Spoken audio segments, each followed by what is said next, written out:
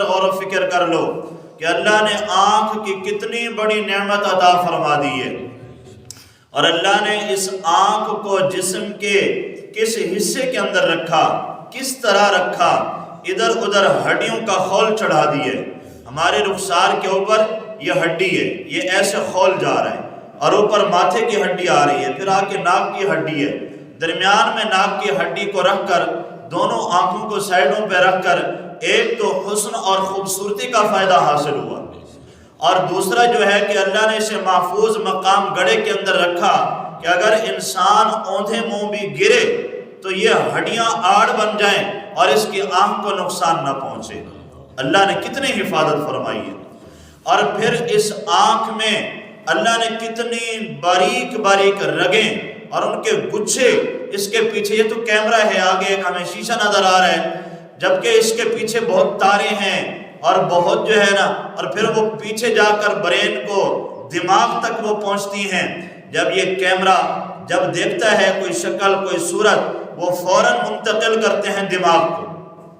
دماغ پھر وہ اپنی یادداشت سے، میموری سے نکالتا ہے کہ یہ تصویر تو میں نے دیکھی ہوئی ہے،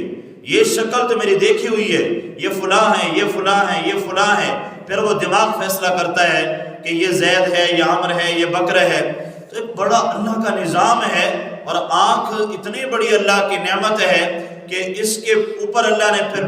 پردے لگا دیے، یہ پپوٹے لگا دیے۔ یہ بھی اللہ کا بہت بڑا انعام ہے کہ جو بار بار جھپک رہے ہیں، اور ہم بات کر رہے ہیں، ہم کھانا کھا رہے ہیں، ہم چل پھر رہے ہیں، ہم اپنے گفتگو میں مصروف ہیں، یہ ہماری آنکھوں کے پپوٹے، یہ ہماری اس سکرین کو صاف کر رہے ہیں۔ آنکھ اگر تھوڑی دیر زیادہ کھلی رہ جائے، ہماری آنکھ کے شیشے کے اوپر گرد و غبار آنے لگ جاتا ہے اور یہ خشک ہونے لگ جاتی ہے، تو یہ آنکھ کا پپوٹا آ کر پھر اسے تر کر دیتا ہے۔ اللہ نے آنکھوں کے اندر یہ پانی رکھ دیا، اگر یہ پانی ان کے اندر نہ ہوتا تو ہم دیکھ نہیں سکتے۔ ایک شخص جب سورہ ملک کی آخری آیات نازل ہوئیں، قُلْ أَرَأَيْتُمْ إِنْ أَصْبَحَ مَاؤُكُمْ غَوْرًا فَمَنْ يَأْتِيكُمْ بِمَاءٍ مَّعِينٍ، فرمایا کہ بھلا بتلاؤ تو اگر یہ اللہ کا پانی خشک ہو جائے، زمین کا پانی خشک ہو جائے، آسمان سے پانی برسنا بند ہو جائے، بتاؤ کون ذات ہے جو تمہارے پاس بہتا پانی لائے؟ ایک کافر کھڑا ہوا، کہنے لگا کہ کوئی بات نہیں، اگر یہ پانی خشک ہوگا، ہم کدالیں لے کر، ہم کسیاں لے کر، آلات لے کر زمین کو کھود کر پانی نکال لیں گے۔ اللہ تعالیٰ نے اس کی آنکھ کا پانی خشک کر دیا۔ اب وہ مارا پھر رہا ہے، اب اسے کچھ نظر نہیں آ رہا، تو گویا کہ اللہ نے یہ بتلا دیا، تو یہ کہتا ہے زمین کا پانی خشک ہوگا تو میں آلات سے، کدالوں سے کھود کر نکال لوں گا، ذرا اپنی آنکھ کا پانی تو لے آ،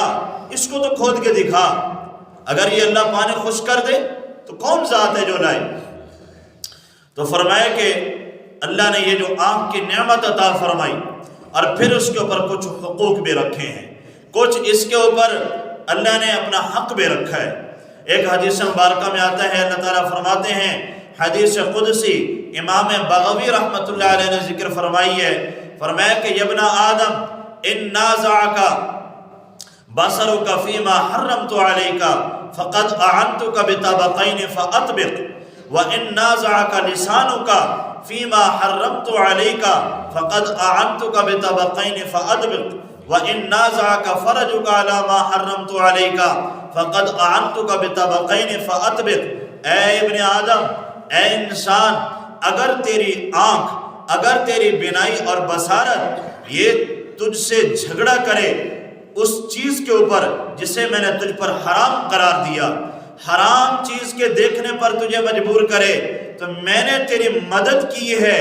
دو دروازوں کے ذریعے، یعنی دو پپوٹوں کے ذریعے، کہ تو انہیں بند کر لے اور حرام چیز سے بچ جا۔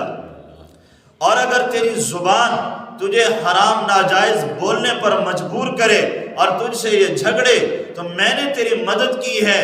دو ہونٹوں کے ساتھ، دو دروازوں کے ساتھ، انہیں ملا کر بند کر کے اپنی زبان کو اندر دبا دے۔ اور اے انسان، اگر تجھ سے تیری شرمگاہ جھگڑا کرے حرام کام پر تو میں نے 2 ٹانگوں کے ذریعے تیری مدد کی کہ تو اس کی حفاظت کر، یعنی کل کو قیامت کے دن تیرا عذر نہیں چلے گا، میں نے تیری مدد کر دی ہے۔ تو اللہ تعالیٰ نے یہ جو آنکھیں عطا فرمائی ہیں اللہ کا بہت بڑا انعام ہے۔ اس کی قدر و قیمت نابینا شخص سے پوچھیں کہ جو بیت اللہ کی زیارت کرنے سے محروم، کہ جہاں صرف زیارت کرنے پر 20 اللہ کی رحمتیں نازل ہوتی ہیں، 20 رحمتیں صرف بیت اللہ کو بیٹھ کے دیکھنے والوں کے لیے، اور وہ نابینا کہ جو اپنے ماں باپ کی زیارت کرنے سے محروم ہیں، شفقت کی نگاہ سے ماں باپ کی زیارت کرنے پر حج عمرے کا ثواب ملتا ہے، اور وہ بیچارہ اس سے محروم ہے۔ زندگی بھر میں نے اپنے بہن بھائیوں کا چہرہ نہیں دیکھا، ماں باپ کا چہرہ نہیں دیکھا، میں قرآن مجید کی زیارت کرنے سے محروم ہوں۔ کبھی وہ دیوار سے ٹکر کھاتا ہے، کبھی وہ گڑھے کے اندر گرتا ہے۔ کتنا بڑا اللہ کا انعام ہے آنکھ، اللہ نے مفت میں عطا فرما دی۔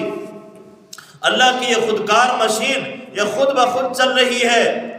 اور اللہ نے اس کے اوپر پھر بال جو اگائے ہیں پلکوں کے، یہ بال سیاہ ہیں، یہ بال کھڑے ہوئے ہیں، اس کے اندر بھی حکمتیں ہیں۔ باقی جسم کے بال گرے ہوئے ہیں لیکن یہ کھڑے ہوئے ہیں۔ کوئی تنکا گرد و غبار باہر سے آتا ہے، کوئی مکھی، کوئی مچھر، تو یہ پلکیں یہ اس کو روکتی ہیں، یہ فلٹر کا کام دیتی ہیں، حفاظت کا کام دیتی ہیں، جو اس کو آگے نہیں جانے دیتی۔ اور پھر اللہ نے ان کو سیاہ بنایا۔ اس کا بھی فائدہ ہے، یہ روشنی کو یکدم اٹیک نہیں کرنے دیتی۔ جن کے پلکیں سفید ہوتی ہیں بار بار ان کے پپوٹے جھپک رہے ہوتے ہیں، زیادہ دیر تک وہ آنکھ کو کھلا نہیں چھوڑ سکتے۔ ایک شخص کا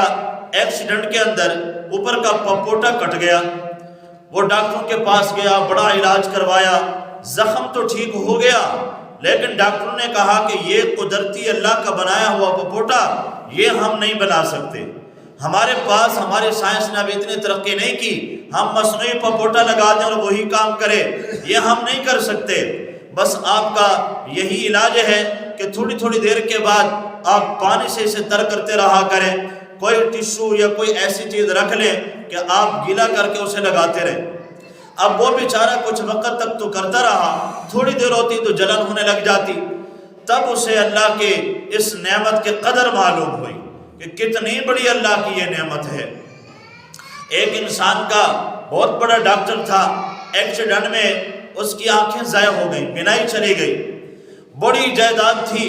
کہنے لگا کہ اے لوگوں میں ساری جائیداد لکھ کر دینے کے لیے تیار ہوں، کوئی مجھے آنکھیں دے دے۔ کوئی جواب نہیں آیا، کہا 2 نہیں دے سکتے 1 دے دو، کوئی نہیں دے سکتا، ساری سلطنت جائیداد لگا دے،